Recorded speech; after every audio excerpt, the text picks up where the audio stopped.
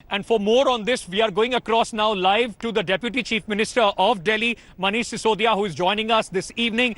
Mr. Sisodia, thank you so much for giving us your time, sir. Manish ji, guidelines अभी अरविंद जी ने announce करी, उसमें आपने public transport को खोल दिया है और साथ में लोगों को कहा है कि वर्क का जो 33% का कैप था ऑफिसेज में वो भी हटा दिया गया है। क्या आप एक बार दोबारा बता सकते हैं क्या क्या बड़ी बातें हैं, कैसे लोग दिल्ली के लोगों की जिंदगी बदलेगी कल से? देखिए, पिछले करीब 2 महीने से लोग लॉकडाउन में जी रहे थे और सबसे बड़ी समस्या थी कि जो छोटे छोटे दुकानदार हैं, बड़े दुकानदारों के लिए भी वही समस्या थी कि 2 महीने से तो घर का खर्चा चला रहे थे, अपनी टीम का खर्चा चला रहे थे, लेकिन आगे कैसे चलाएं? वो एक मयूर विहार में बैठा छोटा शॉपकीपर से लेके कनॉट प्लेस में बैठे किसी बड़े शोरूम मैनेजर तक के लिए, सबके लिए, ओनर तक के लिए, सबके लिए समस्या थी। तो अब जैसा मुख्यमंत्री जी ने कहा कि we have to live with corona, हमें कोरोना के साथ जीना सीखना पड़ेगा और अब रूटीन लाइफ को खोलना पड़ेगा। 2 महीने से ज्यादा लॉकडाउन रखने का मतलब है कि लोग घरों में मर जाएंगे बैठे बैठे, लोग जॉबलेसनेस से मर जाएंगे बैठे बैठे। इसलिए अब लॉकडाउन खोलने का फैसला लिया गया है, लॉकडाउन को काफी हद तक खोलने का फैसला लिया गया है। इसमें सभी मार्केट्स जहां कंटेनमेंट जोन है, जहां पर कोरोना के ज्यादा केसेस पाए गए हैं, उन एरियाज को, चाहे वो 2 गली, 4 गली, 6 गली, उनको सील किया गया है। सील्ड इलाकों को छोड़कर सभी जगह ओपन कर दिया गया है। वहां पर अभी किसी तरह के दुकानों को खोलने की रेस्ट्रिक्शन नहीं रहेगी, लेकिन मेट्रो नहीं चलेंगी और मॉल्स नहीं खोली जाएंगी, दुकानें खुली रहेंगी। जो दुकानों के एसोसिएशन हैं, वहां पर किसी भी मार्केट के एसोसिएशन है, उसको ये जिम्मेदारी दी गई है कि वो थोड़ा ऑड इवन वहां पर फॉलो करें नॉन एसेंशियल दुकानों को लेकर। हर एक दुकानदार की भी जिम्मेदारी है कि अगर आप दुकान खोलना चाहते हैं तो दुकान खोल सकते हैं, लेकिन आपको सोशल डिस्टेंसिंग खुद फॉलो करानी पड़ेगी अपने कस्टमर्स के बीच में। सर, ये ऑड इवन का क्या मतलब है? मतलब कि कुछ दुकानें, आधी दुकानें एक दिन खुलेंगी, आधी दुकान दूसरे दिन खुलेंगी, या किस तरीके से फॉलो होगा सर दुकानों में ऑड इवन? आप इसमें देखिए कि मान लीजिए कोई मार्केट है, उसमें 100 दुकानें हैं, उसमें से 30 दुकानें ऐसी हो सकती हैं जो एसेंशियल हैं, परचूने की दुकान है, मेडिकल की दुकान है, एसेंशियल आइटम्स की दुकान है। लेकिन 70 दुकानें जो बाकी हैं, वो शू की हो सकती हैं, वो कपड़े की हो सकती हैं, वो कोई और ऐसी चीज हो सकती है। उसमें से 50% एक दिन खुल जाए और 50% एक दिन खुल जाए, ये वहां की एसोसिएशन एक फॉर्मूला बना ले कुछ समय के लिए। उसके बाद हो सकता है फिर धीरे धीरे सब चालू कर दी जाएंगी। तो ये खुद मार्केट अपना तय कर ले कि नॉन एसेंशियल दुकानें जो हैं उनको 50-50% पे कैसे खुलेंगे, वो एक दिन कुछ खुल जाए, एक दिन कुछ खुल जाए। तो आमतौर पर ऑड इवन फॉर्मूला इसको कहते हैं, इसके लिए लगाया गया। मनीष जी, जो एमएचए का ऑर्डर आया उसमें यह भी कहा गया कि जो क्लासिफिकेशन है रेड, ऑरेंज या फिर जो बफर जोन है, कंटेनमेंट जोन, वो सब अब स्टेट्स खुद करेंगे। तो क्या दिल्ली सरकार दोबारा से रिक्लासिफाई करेगी पूरे दिल्ली के एरियाज को? बिल्कुल, उसके लिए भी भारत सरकार के स्वास्थ्य मंत्रालय के डायरेक्शंस हैं, उसमें गाइडलाइंस हैं कि कौन से एरिया अब रेड हो सकते हैं, कौन से एरिया ग्रीन, ऑरेंज हो सकते हैं। लेकिन वो मेडिकल केयर के लिए हैं, वो मेडिकल प्रिकॉशंस के लिए हैं।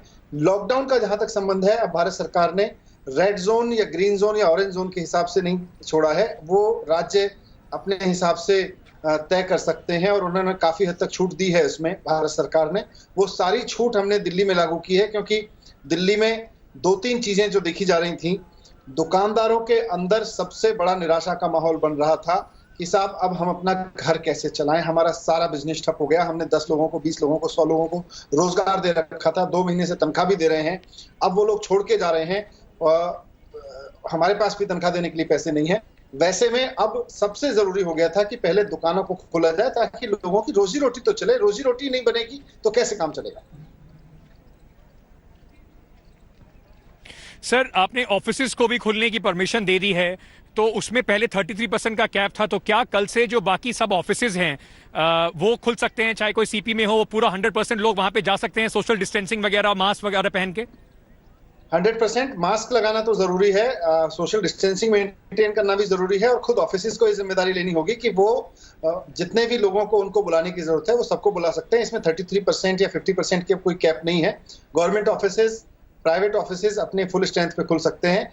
इतना जरूर है कि हम रिकमेंड करेंगे कि अगर कुछ लोग घर से बैठ के भी काम चला सकते हैं तो उनको ऑफिस अपने वर्क फ्रॉम होम कराएं, लेकिन अगर ऑफिस बुलाना जरूरी है तो बिल्कुल बुला सकते हैं। पब्लिक ट्रांसपोर्ट भी खोला जा रहा है, पब्लिक ट्रांसपोर्ट मतलब बसेस भी खोली जा रही हैं ऑटो भी अलाउ किए जा रहे हैं, कैब्स भी अलाउ की जा रही हैं प्रिकॉशंस के साथ में।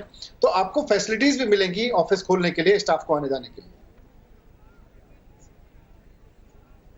सर, एक बात ये थी कि पब्लिक ट्रांसपोर्ट जैसे बसेस का आपने बोला, अभी मेट्रो नहीं चल रही है, सिर्फ बसेस खुलेंगी, उसमें बहुत कम पैसेंजर्स जा पाएंगे, about 20-25 passengers in DTC bus. तो क्या आपको लगता नहीं है सर, थोड़ा ये जो बस स्टैंड है वहां पर लोगों का सोशल डिस्टेंसिंग फॉलो करना थोड़ा मुश्किल हो जाएगा, क्योंकि कैपेसिटी कम है, लोग ज्यादा होंगे अगर इस तरह से बाहर निकलेंगे, उसको एनफोर्स कैसे करेंगे? जिम्मेदारी किसकी होगी, सरकार की या पुलिस की सर? नहीं, अब सरकार और पुलिस सब मिलके करेंगे इसको। पब्लिक को कोरोना ना फैले, एनडीएमए एक्ट में सबकी जिम्मेदारी है और भारत सरकार के आदेश सबके लिए हैं, सब मिलके करेंगे। वहां पर बस स्टॉप पर भी भीड़ लगे, लोगों की भी जिम्मेदारी है, क्योंकि अगर मैं किसी के टच में आ रहा हूं तो कहीं ना कहीं मैं खुद अपने आप को कोरोना से पीड़ित होने के लिए ऑफर कर रहा हूं, तो मैं खुद भी दूर रहूं। और पुलिस भी अरेंजमेंट करेगी, सिविल डिफेंस वॉलंटियर्स भी लगाएंगे, प्रशासन भी, ट्रांसपोर्ट डिपार्टमेंट भी इसको सुनिश्चित करेगा कि हर एक बस स्टैंड पर कुछ ना कुछ क्यू का सिस्टम या कुछ ऐसा सिस्टम बन सके ताकि हर बस में एक लिमिटेड नंबर से ज्यादा लोग राइड ना कर सकें और बहुत भीड़ ना हो। सर, इंटरस्टेट ट्रैवल के लिए क्या आपकी किसी और राज्य से बात हुई है? क्योंकि एमएचए की गाइडलाइन कह रही है अगर 2 राज्य अग्री करते हो तो आप इंटरस्टेट ट्रैवल शुरू करा सकते हैं, उस पे क्या किसी से बात चल रही है?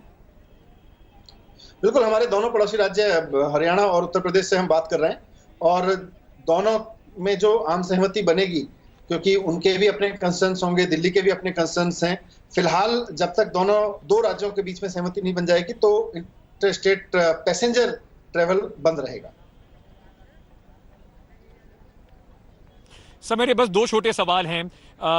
लोग ये भी जानकारी, क्योंकि अरविंद जी ने कहा था कि जो रिकमेंडेशंस प्राइम मिनिस्टर को भेजी हैं उसमें लोगों को पार्क्स वगैरह में जाना अलाउड होगा, उसको लेकर कुछ क्लैरिटी नहीं है। ना एमएचए ने उस पर रोक लगाई है, ना दिल्ली सरकार ने अभी तक उस पर कुछ बोला है। तो क्या लोग पार्क्स वगैरह में जा सकेंगे? अभी थोड़ी देर में जो ऑर्डर आएगा उसमें साफ साफ लिख दिया गया है कि कोई भी ऐसी एक्टिविटी जो इस ऑर्डर में रेस्ट्रिक्ट नहीं की गई है, जिस पे पाबंदी नहीं लगाई गई है, वो अलाउ होगी। वो चाहे सुबह पार्क में घूमना हो, वो चाहे मॉर्निंग वॉक के लिए जाना हो या स्टेडियम में जाना हो। यहाँ तक कि स्टेडियम में जाने के लिए भी कह दिया गया है कि अगर कोई मैच होता है तो वैसी स्थिति में मैच अलाउ किया जाएगा, लेकिन वहां दर्शक नहीं बुलाए जाएंगे। दर्शकों को प्रतिबंधित किया गया है, लेकिन मैच तक अलाउ किया गया है। जो लोग स्टेडियम में जाके प्रैक्टिस करते थे, अदर देन जो भारत सरकार की गाइडलाइंस में है, उनमें वर्ड यूज किए हैं, मैं आपके लिए पढ़ देता हूँ। Gymnasium, swimming pool, entertainment parks ये अलाउ नहीं होंगे, थिएटर अलाउ नहीं होंगे, bars and auditorium, assembly halls and seminar places ये अलाउ नहीं होंगे। लेकिन अगर सुबह जाके लोग किसी स्टेडियम में टेनिस खेलते थे तो उनको अलाउ किया जाएगा। सर, आप शिक्षा मंत्री हैं, अब ये लॉकडाउन 4.0 के बाद जो जिस तरह के रिस्ट्रिक्शंस आए हैं, आपको उम्मीद है कि जल्दी ही बच्चे वापस क्लासरूम्स में जा पाएंगे? उसकी तरफ कुछ तैयारी चल रही है? मैं भी बहुत शिद्दत से इंतजार कर रहा हूं कि कब स्कूलों के खुलने का एक अवसर बने और कब हम शिक्षा पे जो हमारा एक मेन प्लैंक था काम करने का, आम आदमी पार्टी की गवर्नमेंट का, उस पर काम करें। बहुत बेसब्री से हम सबको इंतजार है, पर यह अनफॉर्चुनेट था कि स्कूल कॉलेज सब बंद करने पड़े। पर अभी क्योंकि समर वेकेशंस का भी समय है, तो जैसे ही समर वेकेशंस खत्म होंगे और आज भारत सरकार की ओर से भी सीबीएसई के एग्जाम की रिजल्ट आ गई है, उससे मेरी और उम्मीद बढ़ी है कि जुलाई के पहले हफ्ते से परीक्षा और पढ़ाई का जो सिलसिला है वो पटरी पर लौट आएगा। So my last question before I let you go. मुख्यमंत्री जी ने कहा कोरोना के साथ जीना सीखना पड़ेगा। आपने भी यही बात कही, कल भी आपने ये बात कही थी कि एक्सपेक्ट कर रहे हैं केसेस थोड़े बढ़ेंगे जब ये सब खुलेगा, पर दिल्ली सरकार तैयार है। क्या दिल्ली के पास अब 10,000 से ऊपर टोटल केसेस हो गए हैं, 5,000 से ऊपर एक्टिव केसेस हैं, क्या दिल्ली के पास अगर ये 2-3 गुने केसेस हो जाएं, भगवान ना करे, तो क्या हम तैयार हैं? Hospital beds, quarantine centre, ventilators, क्या सरकार की तैयारी पूरी है? बिल्कुल, इसकी तैयारी पूरी है और हम सबकी अब मिलकर कोशिश ये है कि जैसे डेंगू होता है तो डेंगू में बहुत सारे लोग अपने घर पे रहते हैं, हालत खराब होती है, कोई ऐसी स्थिति बनती है तो हॉस्पिटल में आते हैं। आज दिल्ली में, पूरे देश में जो भारत सरकार की भी गाइडलाइंस हैं या जो हेल्थ एक्सपर्ट्स ने भी एडवाइस दी है कि अगर आप एसिम्प्टोमेटिक हैं, अगर आपकी कोई क्रिटिकल कंडीशन नहीं है तो आप अपने घर पे भी रह सकते हैं। सामान्य बीमारियों में या इस तरह की बीमारियां जो आपको परेशान करती हैं, लेकिन बहुत बार आप घर पे रहते हैं, उनमें इसी तरह से कोरोना में भी आप घर पे रह सकते हैं, कोई दिक्कत नहीं है। अगर कोई क्रिटिकल कंडीशन है या कोमोर्बिडिटी के पेशेंट है और कोई हालत बिगड़ रही है तो आप हॉस्पिटल आ सकते हैं। इंतजाम पूरे हैं।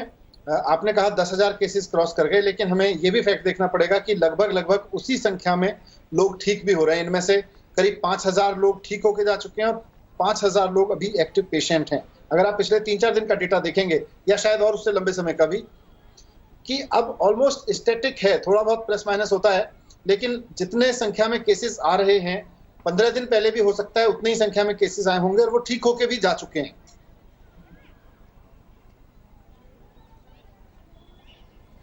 Manish Sisodia, thank you so much for speaking to us.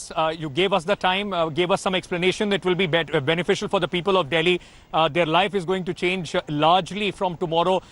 Many restrictions being eased out between 7 a.m. and 7 p.m. Thank you so much, Deputy Chief Minister Delhi, for speaking to India Today. Hi everyone, Preeti Chaudhary here. Hope you like this video. For latest news and analysis, like and subscribe to the India Today YouTube channel. And don't forget to press the bell icon to stay updated. Thank you for watching.